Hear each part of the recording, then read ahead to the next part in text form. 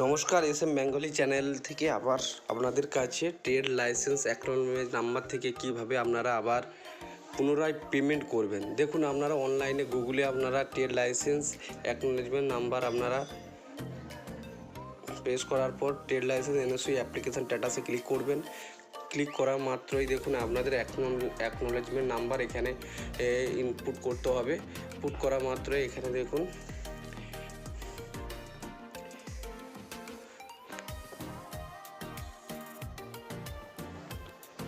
Process হচ্ছে।